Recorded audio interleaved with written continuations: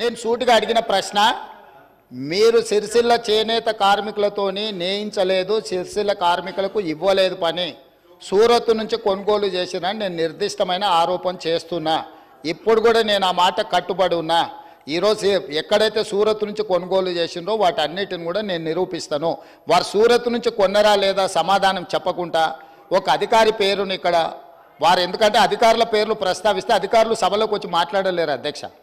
అధికారుల పేర్లు తీసుకోవాలన్నా తీసుకోకూడదా, తీసుకోవాలంటే స్పీకర్ అనుమతి ముందస్తుగా తీసుకోవాలన్నా లేదా, ఈ అంశాలన్నీ గొప్ప గొప్ప చదువులు చదువుకున్న ఆయనకు మరి తెలుసో తెలియదో నాకు తెలియదు. నేనైతే కొండారెడ్డిపల్లిలో చదువుకున్నా, తాండ్రలో చదువుకున్నా, వనపర్తిలో చదువుకున్నా, హైదరాబాద్లో చదువుకున్నా, అన్ని గవర్నమెంట్ స్కూళ్ళలో చదువుకున్నా అధ్యక్ష. నేను జడ్పీహెచ్ఎస్లో చదువుకున్నా.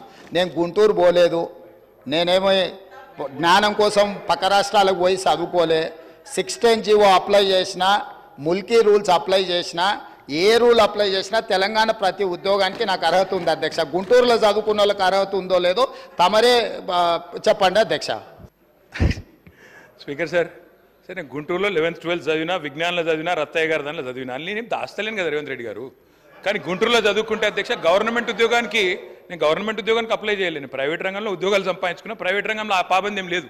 గవర్నమెంట్ రంగంలో 610 జీవో, ప్రైవేట్ రంగంలో 610 జీవో వర్తించదు రేవంత్ రెడ్డి గారు. దయచేసి ఇక ఆ పర్సనల్ విషయాలకు నేను పోన్లే. కానీ అధ్యక్ష నేను ఒకటి చెప్తా ఉన్నాను అధ్యక్ష. వారికి సూరత్ విషయం చెప్పారు. First year after the inception programme పెట్టినప్పుడు మొదటి సంవత్సరం జనరల్గా ఎట్లా పనిచేస్తుంది రేవంత్ రెడ్డి గారి సిస్టమ్ అంటే, అక్టోబర్లో దసరా అప్పుడు ఇవ్వాలి, బతుకమ్మ దసరాకి ఇవ్వాలి చీరలు. అక్టోబర్లో ఇవ్వాలంటే ఆర్డరు దాదాపు 7-8 నెలలు 9 నెలల ముందు ఇవ్వాలి. అట్లయితేనే ఆడ ఉన్న లూమ్స్ అన్నింటినీ కూడా ఫంక్షనల్ చేపియాలి, వాళ్ళను నడిపియాలి. ఎందుకంటే ఆ చీర తయారు చేయాలంటే డిజైన్లు అన్ని టైం పడుతుంది.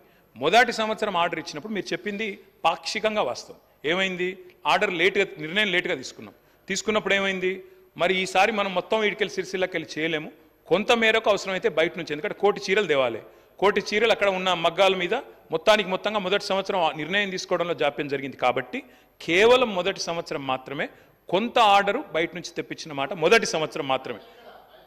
సూరతే కావచ్చు, అది టెండర్ పిలిచినాం, టెండర్లో ఏది వస్తే అది.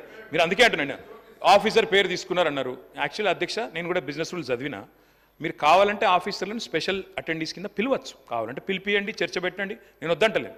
దయచేసి నేను వారితో కోరేది ఏంటంటే, ఏమన్నా అనుమానం ఉంటారు రేవంత్ రెడ్డి గారు 10 ఏళ్ల పాలన మీద బ్రహ్మాండంగా ఎంక్వైరీ చేయండి, ఎక్కడ తప్పులు జరిగినా మీరు చర్య తీసుకోండి. We welcome it sir, we welcome it. ఆ విషయంలో అనుమానం లేదు. చూశారు కదండి, ఈ వీడియో కనుక మీకు నచ్చినట్లయితే లైక్ చేయండి, షేర్ చేయండి, న్యూస్ టుడే తెలుగు డైలీని ఫాలో చేయండి.